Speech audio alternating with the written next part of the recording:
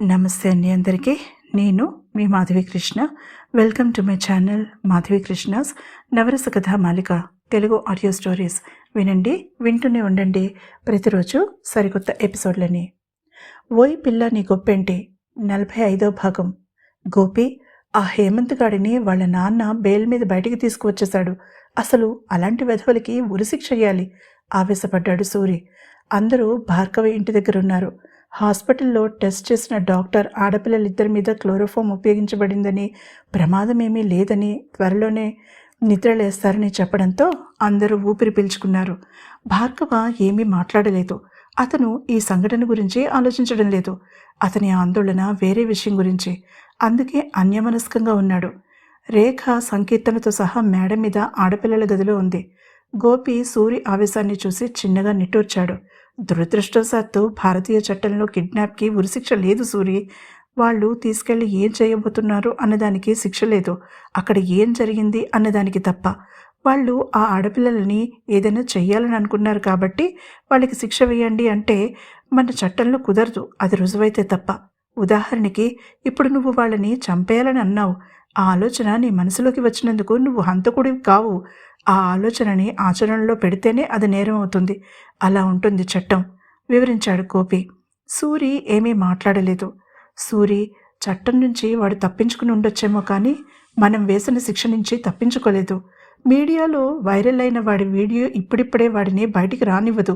వాడి ఐడెంటిటీని వాడు దాచుకోవాల్సిందే. యూనివర్సిటీ నుంచి సస్పెండ్ చేశారు.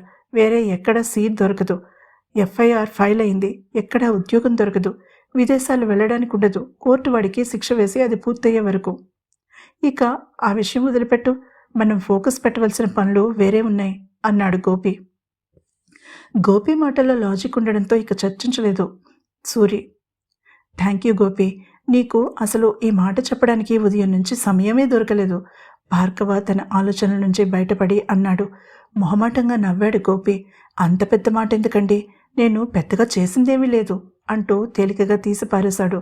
సూరి శిరీష కిందికి వస్తుందేమో అని చూశాడు కానీ రాకపోవడంతో నిరాశగా అనిపించినా ఉదయం అతనికి ముఖ్యమైన పని ఉండడంతో ఇక బయలుదేరడానికి సిద్ధమయ్యాడు. గోపికి సైగ చేసి భార్గవ్ వైపు తిరిగాడు సూరి. అంతలో రేఖ సంకీర్తన కిందకొచ్చారు. గోపి, ఈ రాత్రి మేమిక్కడుంటాం ఆడపిల్లల దగ్గర, మీరు బయలుదేరండి భార్గవ్ వైపు చూడకుండానే చెప్పింది రేఖ. భార్గవ రేఖని ఎలా అడగాలా అని సంకోచిస్తూ ఉండగా ఆమె ఆ నిర్ణయం తీసుకోవడం అతనికి ఆనందాన్నిచ్చింది. తేలికగా ఊపిరి పీల్చుకున్నాడు. గోపి సూరి ఇంటికి బయలుదేరారు. భార్గవ రేఖ వైపు తిరిగాడు. థ్యాంక్ యూ మెల్లగా అన్నాడు, గొంతుకేదో అడ్డం పడ్డట్టుగా. ఆమె చప్పున అతని మీద నుంచి చూపుని తిప్పుకుంది. ఇద్దరి మధ్య అంతకుముందు ఉన్న స్నేహ పరిమళం హఠాత్తుగా మాయమై అపరిచితులుగా మారిపోయినట్టుగా ఇబ్బందిగా నిలబడ్డారు. ఆమె ఏదైనా చెప్తుందేమో అని చూశాడు. అతను ఆమెను ఏమైనా అడుగుతాడేమో అని ఆమె ఎదురు చూసింది. మౌనంగా దొర్లిపోయాయి కొన్ని క్షణాలు. నేను మేడ మీదకి వెళ్తాను సంకోచిస్తూనే చెప్పి అతని సమాధానం కోసం ఎదురు చూడకుండా వెళ్ళిపోయింది. అతను ఆమెని ఆపే ప్రయత్నం చేయలేదు. ఆమె తనకి దూరంగా వెళ్ళడమే మంచిదన్నట్టుగా నిలబడిపోయాడు, మెడలో చైన్కి ఉన్న లాకెట్ని బిగించి పట్టుకుంటూ. మేడ మీదకి వెళ్ళిన రేఖ దడదడలాడుతున్న గుండెలని చిక్కబట్టుకుని ఒక్క క్షణం గది బయట నిలబడిపోయింది. అతనికి దూరంగా ఉండాలని అనుకుంది కానీ అదేంటో కానీ అతన్ని చూడగానే తను తీసుకున్న నిర్ణయం కాస్త గాలికి ఎగిరిపోయింది. ఇలా అయితే అతనికి కష్టాలు తప్ప ఏమీ ఉండవు. ఆ విషయం తను బాగా గుర్తుపెట్టుకుని మెలగాలి అనుకుంది రేఖ. మరి ఇక్కడ ఉన్నది అతని కోసమే కదా, అతని మాట కోసం, అతని ఒక్క కడగంటి చూపు కోసమే కదా. అంతరాత్మ నిలదీసింది. ఆడపిల్లలు కొద్దిగా బెదిరారు, వాళ్ళకి సాయం కోసం ఉన్నాను కానీ అతని కోసం కాదు. తన అంతరాత్మకి సమాధానం చెప్పుకుని తలుపు తోసుకుని లోపలికి వెళ్ళిపోయింది రేఖ. హరిణి ముడుచుకుని పడుకునుంది. శిరీష ఆమె పక్కన కూర్చుని ధైర్యం చెప్తోంది. తను ఎలాంటి పరిస్థితుల్లో చిక్కుకుపోయిందో తెలియక తికమక పడుతూ సంకీర్తన ఒక మూలగా కుర్చీలో మౌనంగా కూర్చుంది. ఎక్కడ చూసినా ఆడపిల్లల మీద ఈ అత్యాచారాలు ఆమెని బాగా భయపెట్టాయి. ఆమెలో అంతకుముందు ఉన్న ఆత్మవిశ్వాసం పూర్తిగా ముక్కలు ముక్కలుగా అయిపోయినట్టుగా ముడుచుకుని కూర్చుంది. హరి, ఆకలిగా లేదా లోపలికి వస్తూనే అడిగింది రేఖ. నేను కూడా అదే చెప్తున్నానండి, ఏదైనా తింటే నిద్ర పడుతుంది, భయపడుతూ కూర్చుంటే ఏమొస్తుంది నిస్సహాయంగా అంది శిరీష. నీరసం వస్తుంది అంది రేఖ చిన్నగా నవ్వుతూ. హరిణి మెల్లగా లేచి కూర్చుంది. గోపి ఏం చెప్తాడో తెలుసా అడిగింది హరిణికి ఎదురుగా కుర్చీలో కూర్చుంటూ రేఖ. గోపి మాట ఎత్తగానే హరిణి తలెత్తి చూసింది. రేఖ శిరీష వైపు చూసి నవ్వి తన చూపులని హరిణి మీదకి తిప్పింది. ఆడపిల్లలకి తప్పనిసరిగా తనని తాను కాపాడుకునే నైపుణ్యం ఉండడం అవసరం అని చెప్పింది రేఖ. ఆడపిల్లల ముగ్గురు ఆమె వైపు చూశారు ఆశ్చర్యంగా. ఒకసారి నిలబడు సిరి, తను నిలబడుతూ కమాండ్ చేసింది రేఖ. ఆమె బుద్ధిగా రేఖ చెప్పినట్టుగా చేసింది. కొంచెం ముందుకు వచ్చి నా చెయ్యి పట్టుకుని లాగు. రేఖ మాటలు కొంచెం విచిత్రంగా అనిపించినా శిరీష ఒక అడుగు ముందుకు వేసి ఆమె చెప్పినట్టుగానే చెయ్యి పట్టుకోవడానికి ప్రయత్నించింది. మరుక్షణం ఏం జరిగిందో తెలియలేదు శిరీషకి. నేల మీద పడింది. హరిణి కళ్ళు విప్పార్చుకుని చూసింది రేఖ వైపు. సంకీర్తనకైతే అది ప్రపంచంలో 8వ వింతే. చచ్చాన్రో దేవుడోయ్! నొప్పి కొంచెం ఆలస్యంగా తెలియడంతో షాక్లో నుంచి తేరుకున్న శిరీష చిన్నగా అరవడం ప్రారంభించింది. హక్కున నవ్వింది హరిణి. అయ్యయ్యో, పాత్రలో లీనమైపోయి నిజంగానే చావగొట్టానా అంది రేఖ నొచ్చుకుంటూ. సంకీర్తన సన్నగా నవ్వింది శిరీష మొహంలో భావాలు చూసి. అంతలో తలుపు శబ్దం కావడం, క్షణం తర్వాత భార్గవ కంగారుగా లోపలికి రావడం జరిగిపోయాయి. నేల మీద కూర్చుని నడుం పట్టుకున్న చెల్లెలను చూసి కంగారు పడ్డాడతను. సిరి ఒక్క అంగలో ఆమెను చేరుకుని తన చేతిని అందించి పైకి లేపాడు. ఏం జరిగింది అందరినీ చూసి అడిగాడు. రేఖ చప్పున తలదించుకుంది. సంకీర్తన ఎప్పుడూ మాట్లాడుతూ హరిణి వస్తున్న నవ్వుని ఆపుకోవడానికి తెగ ప్రయత్నిస్తూ ఉండడంతో అందమైన అతని కనుబొమ్మలు ముడిపడ్డాయి. ఏం జరిగిందంటే చెప్పరా అడిగాడు అసహనంగా భార్గవ. నేను కొట్టాను. రేఖ నోట్ల నుంచి బయటికి వచ్చేశాయి మాటలు ఆమె ఆపుకునే లోపుగానే. అతను రేఖ వైపు తిరిగి ముందు ఆశ్చర్యంగానూ తర్వాత కోపంగానూ చూశాడు. అతని కళ్ళలో కనిపించిన కోపానికి కొద్దిగా బెదిరింది రేఖ. అన్నయ్య పూర్తిగా అపార్థం చేసుకున్నాడని గ్రహించింది హరిణి. అన్నయ్య, సిరి ఓవర్ యాక్షన్ కాదు, కానీ నువ్వు కంగారు పడుతూ వచ్చావు. రేఖ గారు మాకు సెల్ఫ్ డిఫెన్స్ గురించి చెప్తున్నారు. నవ్వుతూ పరిస్థితిని వివరించింది హరిణి. విపరీతంగా ఆశ్చర్యపోయిన భార్గవ నఖసిక పర్యంతం రేఖని చూశాడు. ఆకాశ నీలం కాటన్ చీరలో వత్తైన వాలుజుడితో ముగ్ధ మనోహరంగా ఉన్న రేఖ అలా కొట్టగలదని అతను ఊహించలేదు, నమ్మలేదు కూడా. అతని కళ్ళలో అపనమ్మకం గమనించిన రేఖ ఉక్రోషంతో ముక్కుపుటాలు ఎగరేసింది. సిరి, నువ్వు పక్కకి తప్పుకో. మీ అన్నయ్య కూడా నా చేతిలో దెబ్బతింటే గానీ నమ్మరు అంటూ అతన్ని తన దగ్గరికి రమ్మన్నట్టుగా సైగ చేసింది. శిరీష కుతూహలంగా చూసింది ఇద్దరి వైపు. అతను సంకోచిస్తూ నిలబడ్డాడు. పర్వాలేదు, నన్ను వచ్చి పట్టుకోండి అంది రోషంగా రేఖ. హరిణి, శిరీష అల్లరిగా కన్ను గిట్టుకున్నారు. సంకీర్తన ఆసక్తిగా గమనిస్తోంది రేఖని. భయపడకండి, మెల్లగానే కొడతాను. కవ్విస్తూ నవ్విన రేఖ వైపు అడుగులు వేశాడు భార్గవ, ఆమెని ఓడించాలనే ఉద్దేశంతో. ఆమె ఊహించని విధంగా వెనక్కి చేరి ఆమె నడుము చుట్టూ తన చేతిని కొండచిలువలా చుట్టి తన దగ్గరికి లాక్కుని గాఢంగా కౌగులించుకోవడమే కాకుండా 2 పనులు ఒకేసారి చేశాడతను. అనాచ్ఛాదితమైన ఆమె నడుం మీదకి తన విశాలమైన అరచేతిని పోనిచ్చి మృదువుగా అదిమాడు. అదే సమయంలో తన పెదవులని ఆమె భుజం మీద ఆనించాడు. గుండె జల్లుమంది రేఖకి. కొన్ని క్షణాల పాటు ఆమె మెదడు పనిచేయలేదు. అతని వెచ్చని ఊపిరి ఆమె గుండెల్లో కలవరం రేపుతుంటే అతని చేతి మీద తన చేతిని ఉంచి ఒకే ఒక్క క్షణం కళ్ళు మూసుకుని తనను తాను స్వాధీనంలోకి తెచ్చుకుంది రేఖ. మరుక్షణం వేగంగా కదిలిందామె. ఆమె శుతిమెత్తని శరీరం తనలో కలవరం రేపుతుంటే ఆమె పరిమళాన్ని తన ఊపిరితిత్తుల నిండా నింపుకుని కళ్ళు మూసుకున్నాడు భార్గవ. హఠాత్తుగా తన కాళ్ల కింద భూమి కదిలినట్టుగా అయ్యి బ్యాలెన్స్ కోల్పోయాడు అతను. కన్ను మూసి తెరిచేలోగా అతని నేల మీద వెల్లకిలా పడి ఉన్నాడు. అతని గుండెల మీద తన మోకాలు ఆనించి అతని మొహంలో మొహం పెట్టి చూసింది రేఖ. అద్భుతం! అప్రయత్నంగానే భార్గవ నోటి వెంట వచ్చిందా మాట. ఆడపిల్లలు ముగ్గురు చప్పట్లు కొట్టారు. అంతవరకు వాళ్ళని ఆవరించుకుని ఉన్న ఉదాసీనత ఇట్టే మాయమైపోయింది. ఎలాగైనా మన గోపి చాలా ముందు చూపున్నవాడు, తెలివైనవాడు మెచ్చుకుంది శిరీష. అవేమీ వినిపించలేదు భార్గవకి. కాటన్ చీరలో వాలుజడ ముందుకు పడగా కాటుక కళ్ళతో ఊరగా చూస్తూ మెల్లగా లేచి నిలబడింది రేఖ. ఆ భంగిమ భార్గవ గుండెల్లో శాశ్వతంగా ముద్రించుకుపోయింది. ఆమె మీద నుంచి చూపులు తిప్పుకోలేకపోయాడు. చెంప మీదకి జారిన ముంగురులు అల్లరిగా అటూ ఇటూ కదులుతూ ఉంటే లేవడం కూడా మర్చిపోయి అలానే చూస్తూ ఉండిపోయిన భార్గవ ఆమె చెయ్యి అందించడంతో తేరుకున్నాడు. తన చేతిని చాచి ఆమె చేతిని అందుకుని లేచి నిలబడ్డాడు.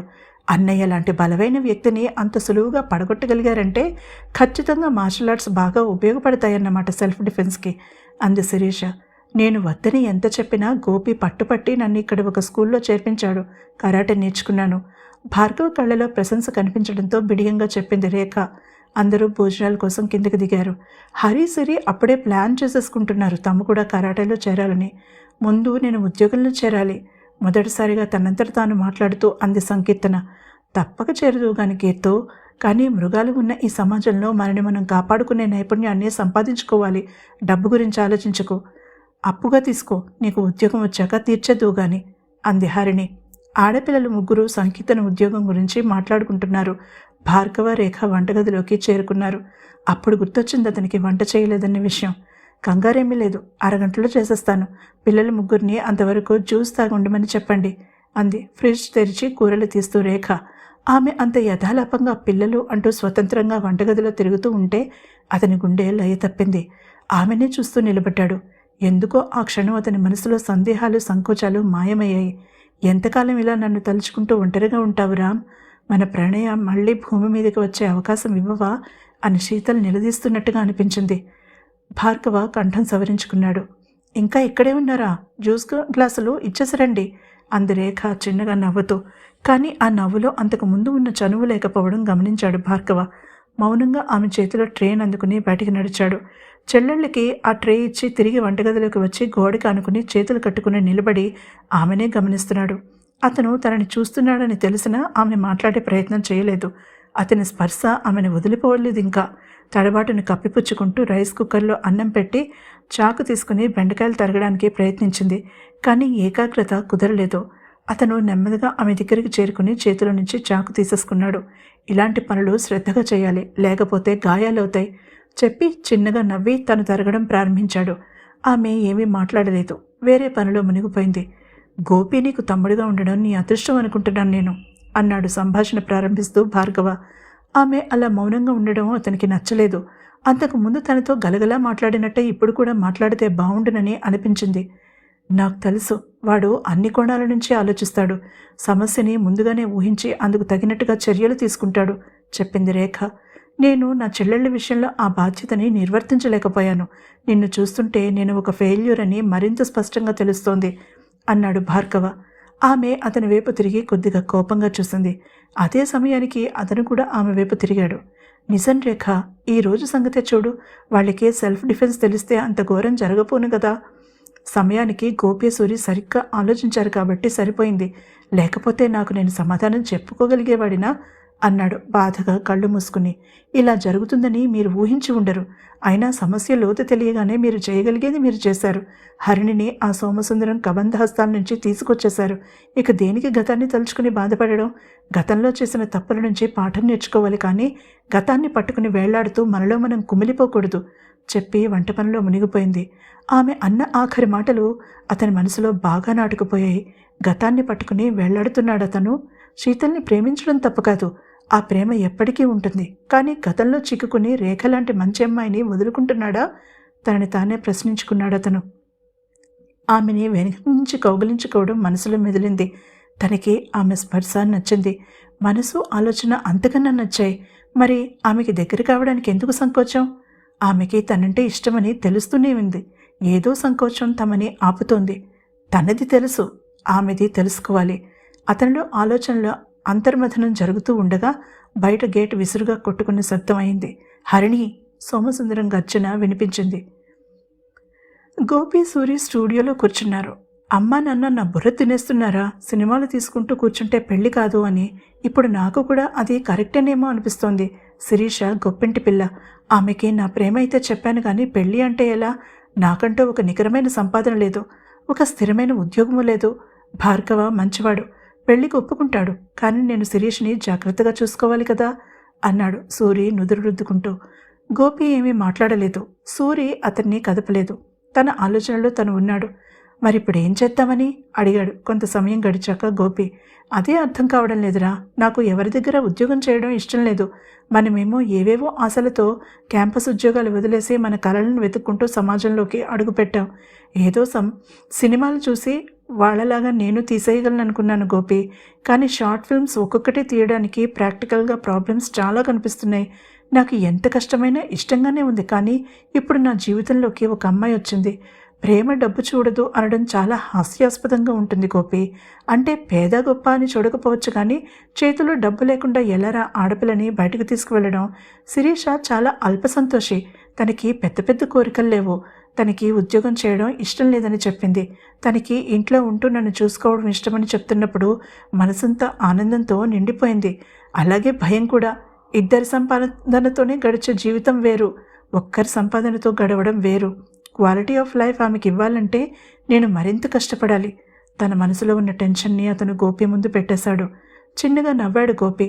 నేను ఒక పక్క నుంచి ఇంత ఆందోళన పడుతుంటే నువ్వు ప్రవచనాలు చెప్పే బాబాగారిలాగా అలా చిద్విలాసంగా నవ్వుతావేంట్రా? ఉక్రోషంగా అడిగాడు సూరి. మొదటి నుంచి నేను కూడా చెప్తున్నాను నీకు పూర్తిగా ఆసక్తి ఉన్న పని చెయ్యి, అలా కాలక్షేపం కోసం వీడియోలు తీసుకుంటూ కూర్చోకు అని మెత్తగా చివాట్లు పెట్టాడు గోపి. అనరా నాయనా, అమ్మ పెట్టిన గడ్డి తిని ఇక్కడికి వచ్చాను, ఇప్పుడు నువ్వు పెట్టకు అన్నాడు నీరసంగా. అందుకే గోపిని చూస్తే అతనికి ముచ్చటగా ఉంటుంది. తన లక్ష్యం గురించి అతను ఎప్పుడూ పక్కకి వెళ్ళలేదు. నాకు ఒక ఆలోచన ఉంది, సమయం కోసం ఎదురు చూస్తున్నాను, ఇప్పుడు అది వచ్చిందని అనుకుంటున్నాను అన్నాడు సీరియస్గా గోపి. అంటే నేను ఇలా చేస్తానని నీకు ముందే తెలుసా? ఆశ్చర్యంగా అడిగాడు సూరి. తెలుసు, చివరికి నువ్వు నా దగ్గరకు వస్తావని కూడా తెలుసు. సిరి నీ జీవితంలోకి ప్రవేశించినప్పుడే అనుకున్నాను, అందుకే దానికి తగిన ఏర్పాట్లు చేసేశాను అన్నాడు నవ్వుతూ గోపి. అంటే? నీరసంగా నేల మీద పడుకున్నవాడు కాస్త చటుక్కున లేచి కూర్చుని అడిగాడు సూరి. నేను ఈ డబ్బింగ్ స్టూడియోని రెంట్కి ఇవ్వాలని అనుకుంటున్నాను. అంటే నేను మాత్రమే రికార్డింగ్ చేసుకుంటూ వచ్చాను ఇన్నాళ్ళు, కానీ ఇప్పుడు ఇక మనం బయట వాళ్ళకి కూడా ఇస్తామన్నమాట. ఇప్పుడు షార్ట్ రీల్స్ చేసుకునే వాళ్ళు మన స్టూడియోలో ఆడియో రికార్డ్ చేసుకోవచ్చు. సోషల్ మీడియాలో వీడియోలు అప్లోడ్ చేసుకునే వాళ్ళు మన స్టూడియోని ఆడియో రికార్డింగ్ కోసం ఉపయోగించుకోవచ్చు. అలానే సంగీతం, సినిమాలకి డబ్బింగ్ చెప్పుకోవడం, వెబ్ సిరీస్లకి, టీవీ సీరియల్స్కి డబ్బింగ్కి మన స్టూడియో రెంట్కి ఇస్తాం. ఆల్రెడీ కొంతమంది క్లయింట్స్ లిస్ట్ తయారు చేశాను. వాళ్ళతో మాట్లాడి ఈ ఏర్పాట్లు చేయడానికి స్టూడియో మేనేజ్మెంట్కి కూడా నాకు నమ్మకమైన పార్ట్నర్ కావాలి. అంటే డబ్బు మాత్రమే కాదు, శ్రమని కూడా పెట్టుబడి పెట్టేవాడన్నమాట. నిన్ను మించిన నమ్మకస్తుడు నాకెక్కడ దొరుకుతాడు? లాభం సగం సగం, పెట్టుబడి సగం సగం అన్నాడు గోపి. సూరి కళ్ళు ఆనందంతో మిలమిలా మెరిసిపోయాయి. తర్వాత ఏం జరిగిందో తెలుసుకోవాలంటే తప్పకుండా తర్వాత ఎపిసోడ్ని వినండి. ఈ ఎపిసోడ్ కనుక మీకు నచ్చినట్లయితే తప్పకుండా లైక్ చేయండి. అలాగే నా ఛానల్ని సబ్స్క్రైబ్ చేసుకోవడం మర్చిపోకండి. తిరిగి మరొక ఎపిసోడ్తో కలుద్దాం. అంతవరకు సెలవు.